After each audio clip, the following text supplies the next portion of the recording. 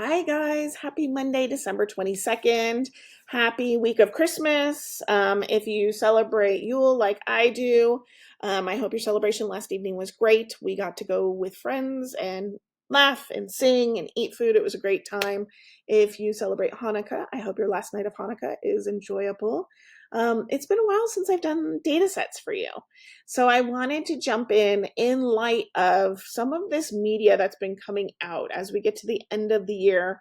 Um, the nationwide media is talking about Redfin releases that are a 6% decrease in buyer demand.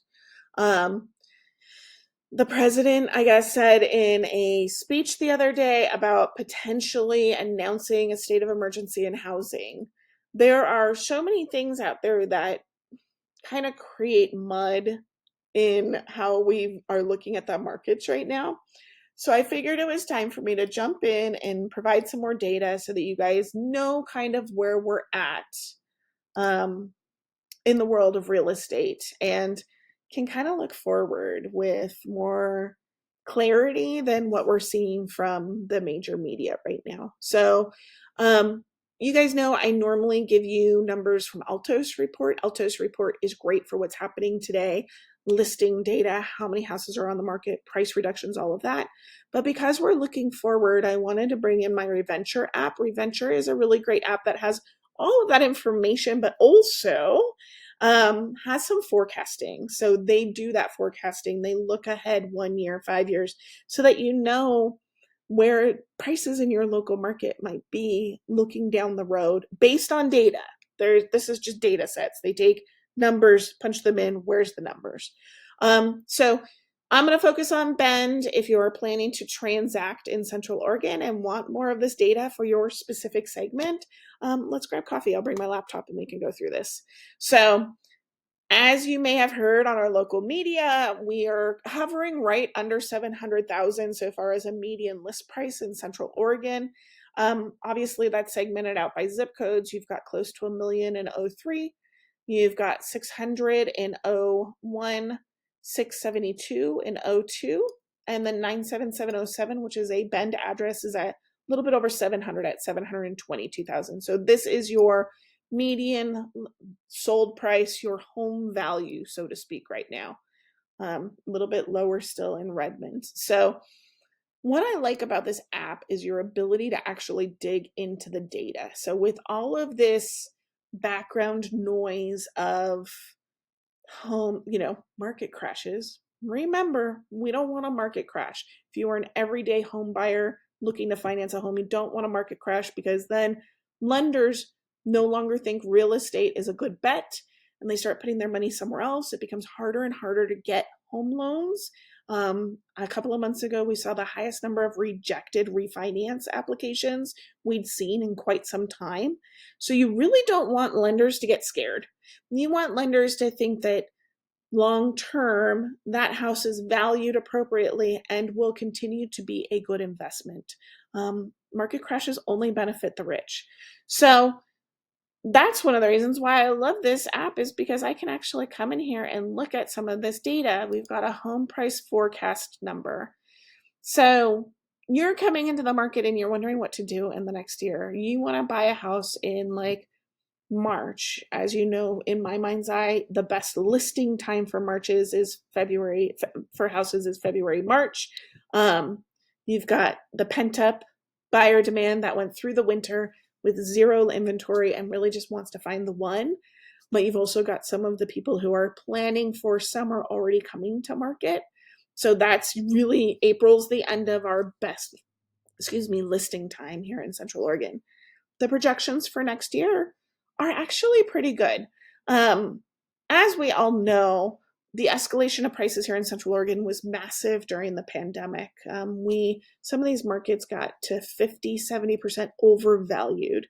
The overvalued number is the comparison of historic listing sold prices, rent numbers, current listing numbers, and the income data for the people who live in that segment of the market. And so our market really just escalated as people really just, remote work became a thing. People came into our market. We have been cooling, we've been easing. that's obvious by the overall median list price, but the projections aren't bad. And I think that this is where someone who is looking to purchase, say you're actually looking right now, this is good news for you. This gives you a little bit of knowledge, so you want to negotiate. A good condition, well priced home still might have 2 to 3% that you might want to negotiate off of that list price, because that is the projected reduction in price. But you're not expecting a crash. You're not expecting values to go down 10% in the next year. So it might make you feel a little bit better stepping into that house. This is the knowledge that you can take with you that really helps. And then you look at different segments of the market. So this is the home price forecast. These are the different segments of the market. This is where we've been. So this is, let me just pop in overvalue. So this is 97703. This is our higher end market, up close towards $1 million. At the height of the pandemic, that segment of our market was considered 37% overvalued. Even with the obvious higher end incomes and so forth that the people who live in '03 have, they were still buying houses that were priced well above those averages for their incomes, the rent in the area, and the home prices historically. They're currently at 10%. So, but the projection is we're only going to go down 2%. So you're still in a healthy market. The long-term projection is still strong home values. This is what you want to see. This is a healthy, stable market.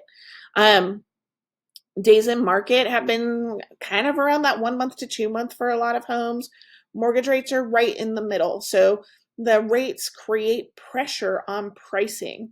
So for this number to be sitting right hovering in the middle, there is some pressure from mortgage rates, but we're still absorbing that pressure pretty well in Central Oregon. People have become willing to spend that 6 to 7% on interest if they need to purchase a home.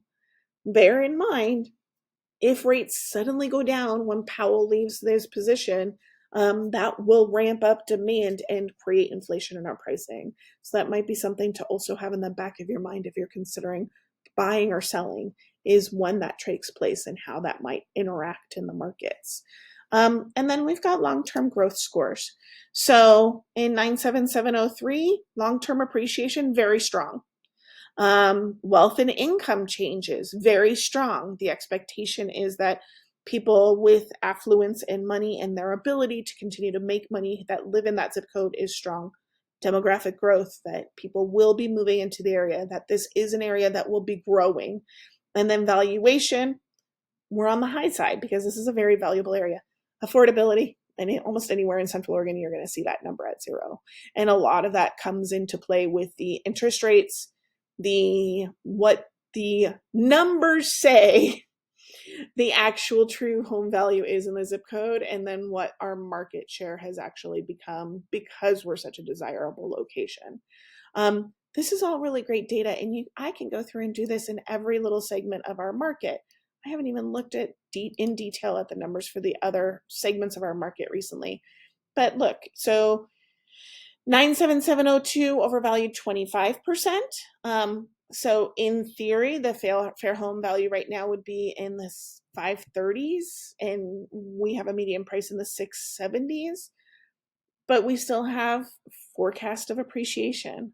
We still have forecast of a really moderate price reduction over the next year, giving a buyer, and this is why we say in Central Oregon there's a little bit more strength in a buyer's pocket right now, giving a buyer some strength where if a seller has not done the maintenance, they haven't done the things to make the house valuable before listing it, the seller will have to pay for those items in price reductions or in negotiated repairs upon going pending in their contract. This is a position for buyer strength. This is telling us that the market isn't crashing. The sky's not falling, but we are seeing a little bit of easing in that pressure on prices. We're not seeing, unless a house is priced low when it comes to market, we're not seeing huge competition. That said, if your house is really worth 600 and you put it on market at 525, you're going to get competition. It's going to happen because people are out looking at multiple houses and they see yours and they go, oh my gosh, they've listed it lower. Maybe I can get in this for a little bit of a savings off that $1,000 price. But also now you're going to deal with competition and the drive up of the prices. So I hope you guys know these videos always go long. I hope this is helpful for you. I'm finding the data really hopeful for next year. Although, yes, we do forecast locally a little bit of easing on price. I mean, it's all well within that 2.5% of easing. Um, that means if you want to buy today, just take that into consideration. Write that offer a little bit below list price if it comps out exactly at that price. Give yourself a little bit of elbow space in how you think that market might move in the next year to 5 years, because the 5-year projections are also very strong. And then go from there. And if you're looking towards next year, know that there will be some cooling in pricing. And some of this might be reflected very quickly in the market. But just keep your eye on that when Powell leaves his position. I think that might make a messy middle for this year, and we might find ourselves back in competition as rates come back down and the frenzy happens before how that really impacts the economy at large becomes clear. So I'm Anita with Homes by Team Hale at Moore Realty here in Central Oregon. If you have any questions or would love to go through deep data with me, I am your data diva. I'd love to help you better understand our Central Oregon markets. Have a great day.